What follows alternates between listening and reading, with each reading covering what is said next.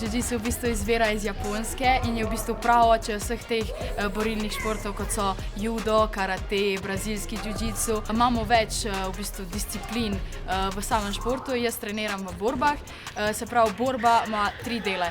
Prvi del so v bistvu udarci, brce, iskanje distance, kdaj boš prišel noter v udarec, kdaj ne. Sodnik mora videti, kaj ti narediš, a ti narediš čist udarec, se pravi, to je ippon, se pravi 2 točke. Če pa ne narediš čistega udarca, ampak še vseeno on dosodi, da je nek udarec bil, je pa to 1 točka, kar se imenuje vazari.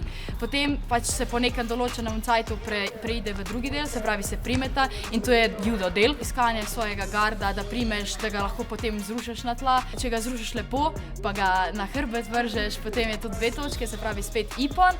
Če pa pač se prevrneta po tleh, pa se sodnik dosodi, da je vazari, da je 1 točka. Potem se pa preide v bistvu v tretji del, se pravi ne vaza. Probavaš ga zadaviti ali pa da mu narediš vzvat in da potapka.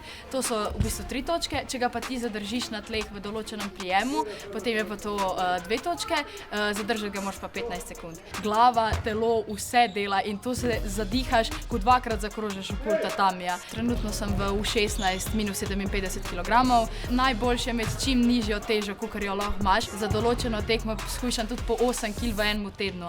Res je težko zdržati 3 minute gor, zato se vsi toliko matramo, da bi predčasno končali borbo. V moji kategoriji je dosti velik že pomeni talent. Za na stopničke, za zmagati je pa res še pol trdo delo.